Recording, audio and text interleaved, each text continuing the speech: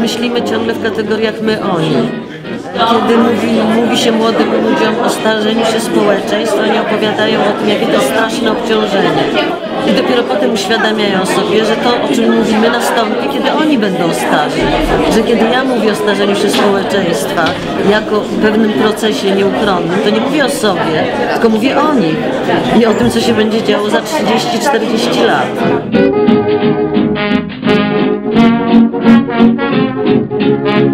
Osoby, które mają powiedzmy 20 czy 30 lat na ogół nie wyobrażają sobie tego, jakie problemy towarzyszą życiu osób starszych i też nie myślą pewnie o sobie, przynajmniej takie mam doświadczenia dydaktyczne, nie myślą o sobie jako o kimś, kto będzie kiedyś w przyszłości w podobny sposób konfrontować się ze światem.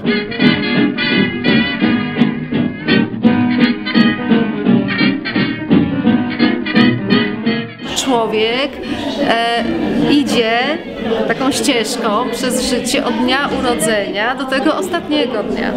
I są jak gdyby różne fazy. Jest faza dzieciństwa, kiedy chce się być dorosłym, później faza takiej wczesnej dorosłości, że o jak fajnie jestem dorosła, już wszystko mogę, ale przecież ja nigdy nie będę stara.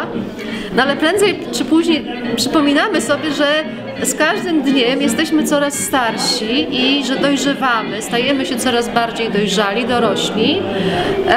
Musi się pojawić jakaś refleksja na ten temat.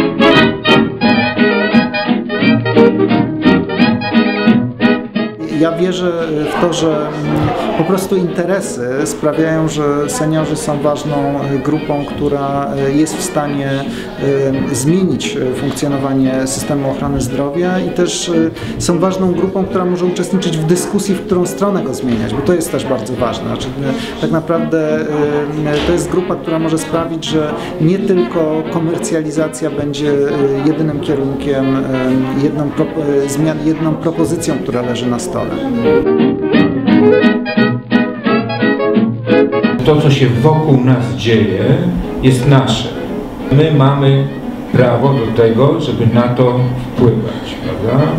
Ja nie jestem działaczem społecznym, ale jestem przede wszystkim twórcą i realizatorem różnych projektów i chcę, że tak powiem, Państwa zaprosić do takiej szybkiej refleksji nad tym, czy projekty artystyczne, animacyjne, partycypacyjne, performatywne, moglibyśmy wymieniać wiele różnych takich nazw modnych, czy one rzeczywiście mogą nam w tej kwestii pomóc, znaczy w kwestii takiej, że przestrzeń, w której my funkcjonujemy, niezależnie od tego, czy to jest przestrzeń miejska, wiejska, dzielnicowa, gminna i tak dalej, staje się pomału też naszą przestrzenią.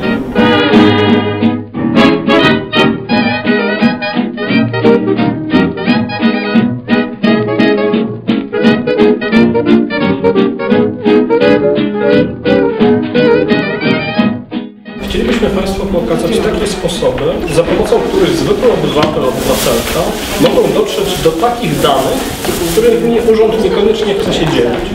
I chcemy Państwu pokazać prawa i sposoby, które każdy z Państwa ma na mocy Konstytucji.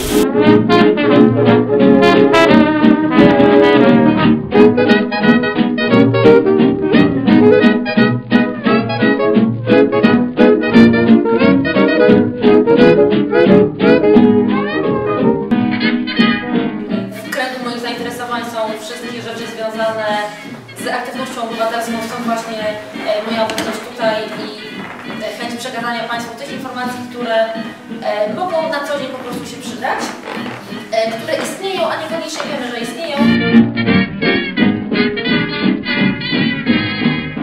Dzisiaj dzisiaj jest tak, że będziemy rozmawiali o czymś bardzo praktycznym, tak? I mamy to szczęście, że znajdujemy się w tej chwili w trakcie procesu, w którym można wydać 20 milionów złotych i to mieszkańcy, w tym także państwo, będą decydowali o tym, na co te pieniądze przeznaczyć.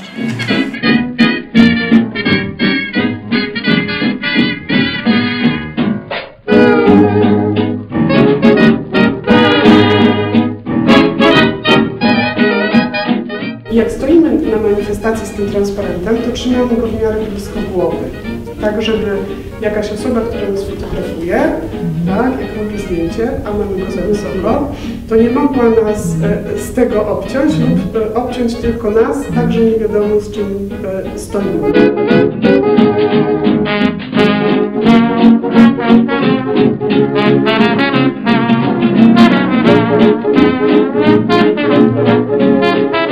Mamy już gotowy list otwarty, wspólnie przygotowany podczas poprzednich warsztatów, który będzie apelem o to, by władze miasta podjęły się przeprowadzenia badań socjologicznych, poziomu życia starszych mieszkańców naszego miasta. Mam nadzieję, że za tym apelem, za tym listem otwartym pójdą kolejne wspólne nasze działania.